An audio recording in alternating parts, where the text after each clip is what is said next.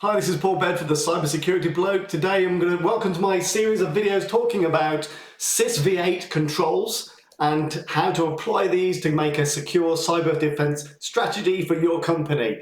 Welcome to the video. Today I'm going to talk about only two today, but I'm very passionate about these ones, so I'm going to spend a little bit more time on them than I would normally. But don't forget, I'm going to put an overview, proper in-depth videos on each of these controls. This is just an overview. So today we're going to talk about security awareness and skills training and also service provider management, which are controls 14 and 15. Let's jump right in.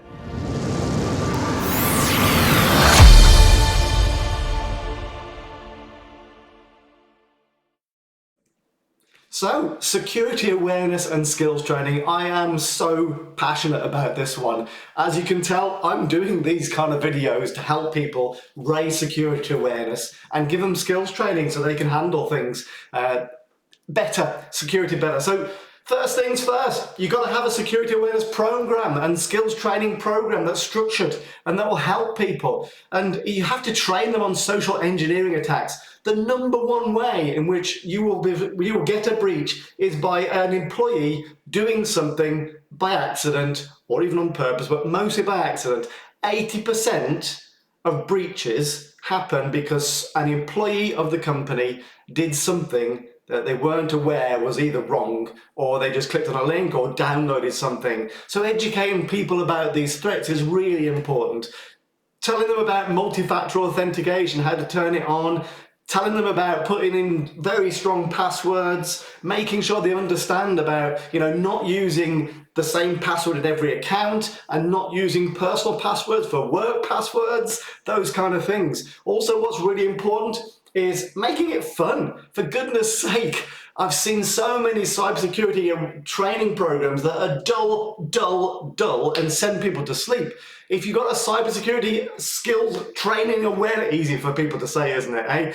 If you're trying to educate people about cybersecurity, please at least try and make it interesting. If it's a case of a boring computer-based training that they go next, they do quiz, boom, done, and that's it for a year, that's not going to help. So on top of that, try and have dynamic people, giving them interesting, exciting presentations on cybersecurity. Make it live, make it interesting, just blow people's minds with cybersecurity. Someone approached me the other day and said, can you do a mind-blowing exercise on cybersecurity and educate our colleagues? So I thought that sounds like a great idea. So,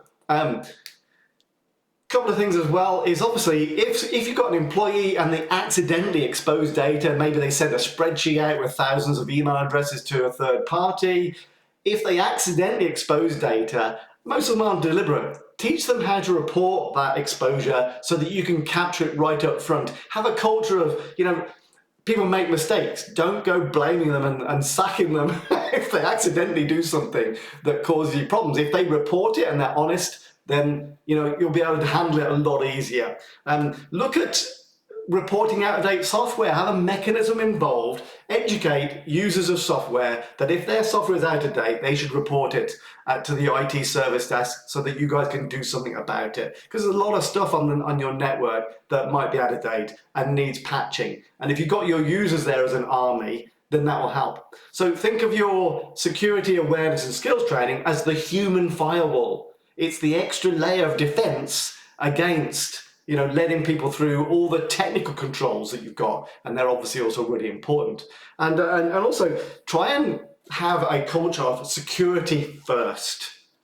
Security should not be an afterthought. I know I'm a bit kind of biased because I'm a security guy, but please, in this day and age, security needs to come first. People need to be thinking about security before anything else, and then everything else comes second. So that's security awareness and skills training. Hope you got that one because I'm really passionate about it. Right, let's talk about the next one, which is service provider management. Now, service providers are also a very weak link in the chain of cybersecurity because you might be a big corporation, you might have millions of pounds of budget and technical layers of defense. You might have your security awareness and skills training program in place. Your people in your place might be the human firewall. and then you send some secure data to a small company with 10 employees who have none of the priorities and security priorities that you have, and they lose your data. This happens so often. I've seen it so many times. So what you need to do is just vet your service providers. Make sure that you have a process to check on them. Make sure that if you look at them, you classify them. So first things first, have a list of all your service providers. Know who they are. Have an onboarding process so that they all get the same experience when they come and join you and become one of your partners. You need to classify them as well. You need to work out how sensitive is the data you'll be exchanging with these people. How much data will you be exchanging with them?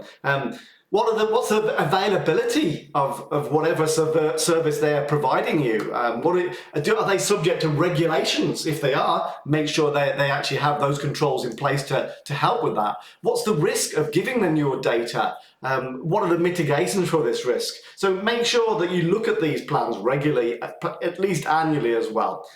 Check your contracts. So if you've got a contract with a service provider, make sure it's got security clauses and requirements in the contract. Make sure that they have clauses about incident process, security incident processes, data breach notifications, responses, those kind of things.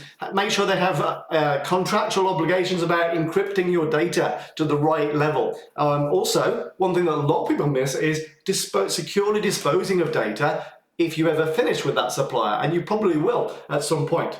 You also need an assessment process and the ability to be able to grade how secure these providers are. So for example, do they hold any certifications? There's something called the Service Organizational Control Reports, SOC 2, Type 1, Type 2, and loads of other things as well. But basically that's a report that shows what security procedures this particular company has in place. And if they've got that, that's a big effort to get that certification. So you know they take it seriously. Do they hold ISO 27001 certification, which is another really valuable security validation certificate? Can they, what you may find, if it's a cloud service provider, can they give you a populated Cloud Security Alliance questionnaire? I think they have something called the CSA IQ, which covers almost any question you want to ask a cloud supplier. Very useful. So have a look at the Cloud Security Alliance. It's a free organization as well.